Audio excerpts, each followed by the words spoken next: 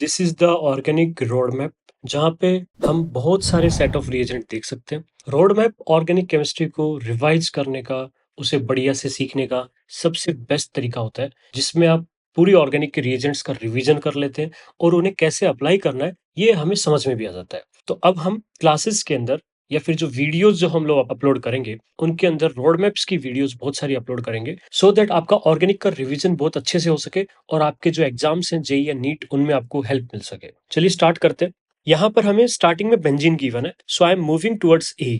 यहाँ पर CH3 CH2 Cl है और फिर AlCl3 लुईस एसिड है। ये क्या करेगा, Cl AlCl3 जब भी आपने लिया है विच इज लुईस एसिड, तो ये Cl को निकालने का काम करता है और यहाँ कार्बोकैटायन बन जाएगा। अब ये कार्बोकैटायन जब भी बनता है तो रीअरेंजमेंट की पॉसिबिलिटी होती है, तो बीच वाले कार्बन पे कार्बोकैटायन बन जाएगा, क्योंकि that is even more stable. तो जैसे मैं देख पा रहा हूं, यहां से जो इलेक्ट्रोफाइल बनेगा वो ये वाला इलेक्ट्रोफाइल बन जाएगा। अब ये इलेक्ट्रोफाइल है, बेंजीन पे रिएक्शन शो करेगा which is aromatic electrophilic substitution reaction. तो मैं यहाँ पर इस ग्रुप को बेंजीन पे लगा दूंगा इस तरीके से। अब हम आगे देखें, O2 विद H न्यू, ये बड़ी फेमस रिएक्शन है। यहां से हम क्या करते हैं, क्यूमीन बोलते हैं इस कंपाउंड को, आइसोप्रोपाइल बेंजीन को क्यूमीन भी बोला जाता है। और ये O2 विद लाइट की प्रेजेंस में यहां से इस तरीके से मैकेनिज्म होता है, या मैं मैकेनिज्म थोड़ा साइड में लिख देता हूं, मैं डायरेक्ट यहाँ प्रोडक्ट लिख दूंगा। यहां मैं आपको रिप्रेजेंट करके दिखाता हूं, ऑक्सीजन ऑक्सीजन एंड हाइड्रोजन, ये कंपाउंड बनता है। और फिर H प्लस की प्रेजेंस में यहां से ये ग्रुप यहां शिफ्ट हो जाएगा और ये कीटोन बन जाएगा। So you will be getting ketone plus you will be getting phenol, तो ये प्रोडक्ट मिल जाएगा आपको।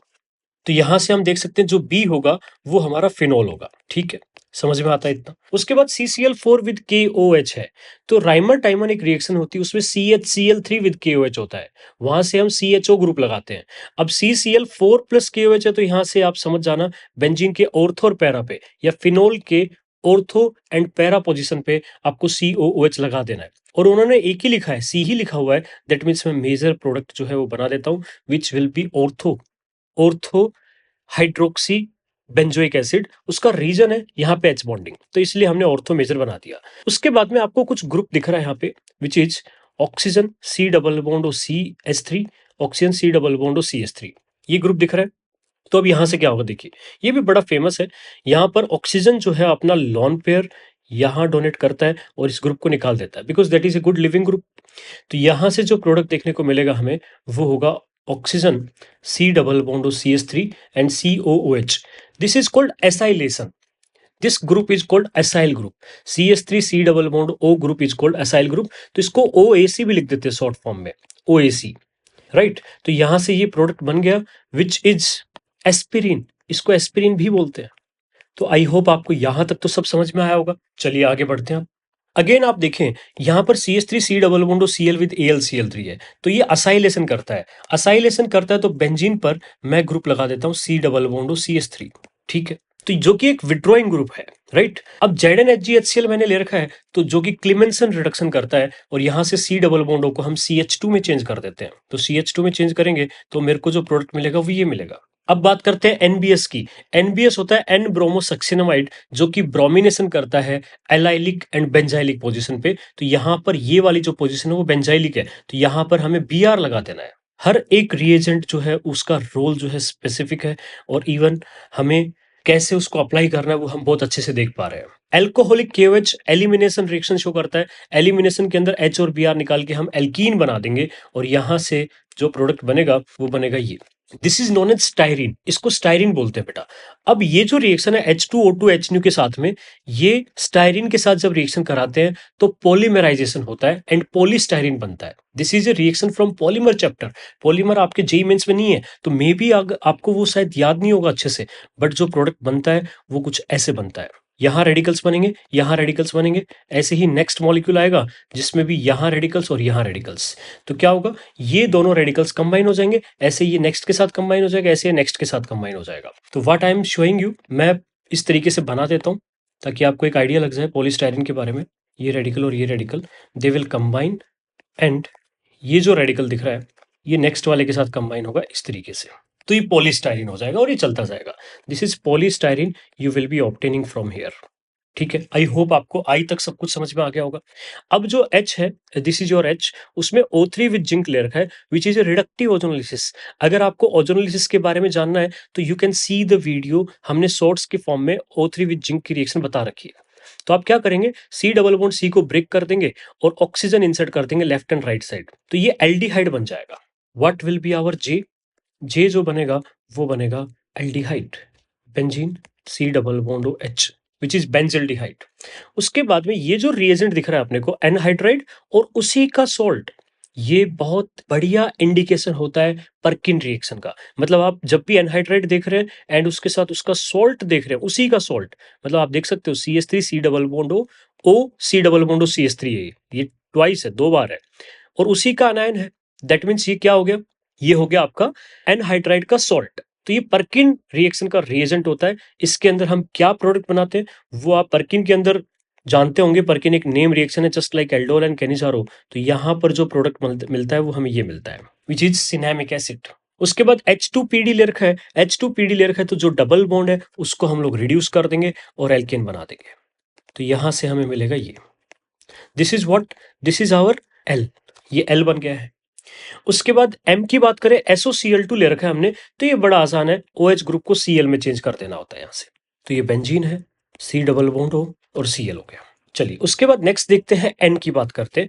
AlCl3 आपने लिया है, AlCl3 जो लुईस एसिड, तो ये Cl को निकालेगा, यहां कार्बोकैटायन आएगा, बेंजीन एज ए न्यूक्लियोफाइल यहां पे अटैक कर देगा और ये रिंग बन जाएगी आपकी, intramolecular electrophilic aromatic substitution reaction हो जाएगी और रिंग का साइज होगा 1 2 3 4 5, 5 मेंबर की आप रिंग बना दीजिए और यहां आ जाएगा डबल बॉन्ड हो, दिस इज योर N। उसके बाद ZnHgHCl है, ZnHgHCl से डबल बॉन्ड O जो कीटोन है उसको फर्दर हम रिड्यूस कर देंगे और वहां से जो प्रोडक्ट मिलेगा वो हमें ये मिलेगा, राइट। तो ये O तक हमने सब कुछ समझ लिया है। थोड़ा मैसी हो रहा है आई नो, बट आप एक एक को ध्यान से समझेंगे तो क्लियरली आपको सब समझ में आएगा। आप इवन लिख सकते हैं इसको, मैं वीडियो के डिस्क्रिप्शन के अंदर इस क्वेश्चन का लिंक शेयर कर दूंगा एंड आंसर भी शेयर कर दूंगा। You can watch the solution and question from here and you can like again solve it. फिर से आप एक बार इसको ट्राई कर सकते हैं सॉल्व करने का। चलिए आगे चलते हैं।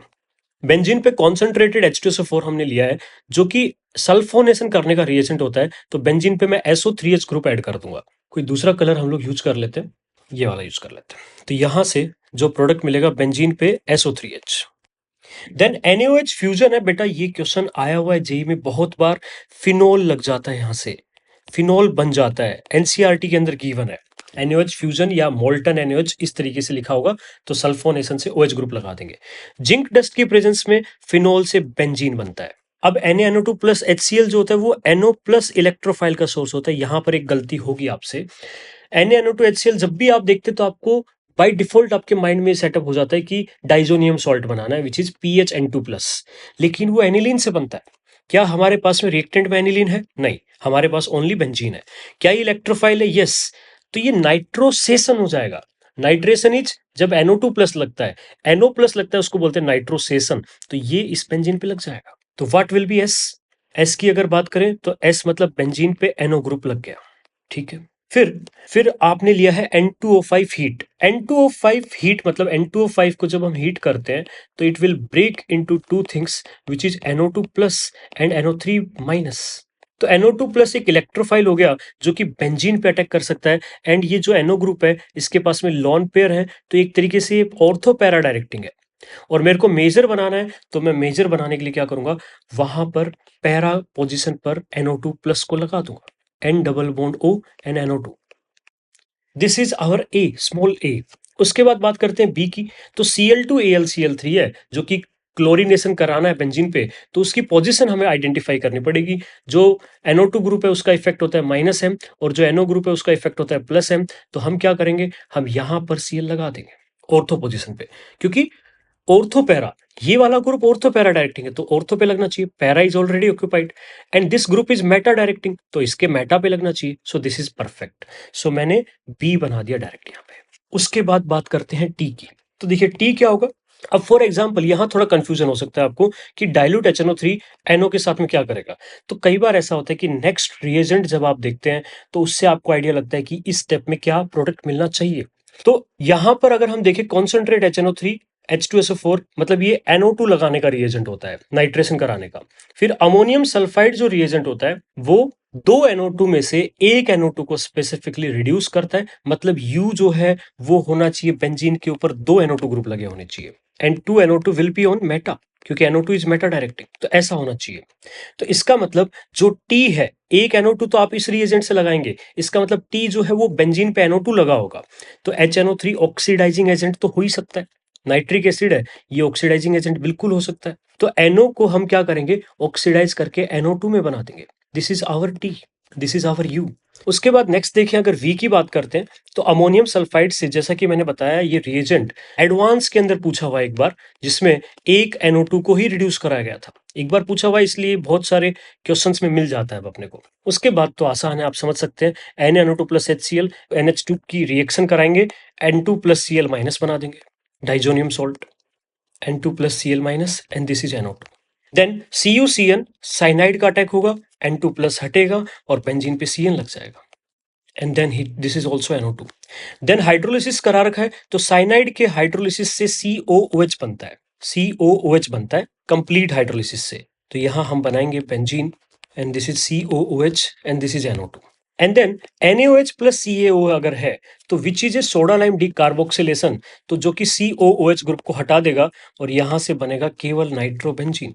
तो this is your whole product, ये आपका जेड हो जाएगा। तो आप देख सकते हैं, ये एक रोड मैप प्रॉब्लम ने हमें इतनी सारी चीजें सिखा दी हैं जो कि हम रिवीजन करते हैं तो भी हमारे दिमाग में नहीं आ पाती। जब हम नोट्स पढ़ रहे होते हैं तब हम एक्चुअली जो लिखी हुई चीजें उनको पढ़ रहे हैं, बट उन्हें अप्लाई कैसे करना है वो जब हम क्वेश्चन करते हैं तभी समझ में आता है। सो ये जो रोड मैप्स हैं, रोड मैप प्रॉब्लम जो है, ये आपके लिए बहुत यूजफुल है। आप इनको जरूर देखिए एंड हमारे चैनल को भी सब्सक्राइब करिए, बिकॉज उससे हमें ऐसी प्रॉब्लम्स कराने का जो मोटिवेशन है वो मिलता रहता है, राइट? अपने फ्रेंड्स के साथ शेयर करिए and make this orphan chemistry channel a huge subscribed. All the best.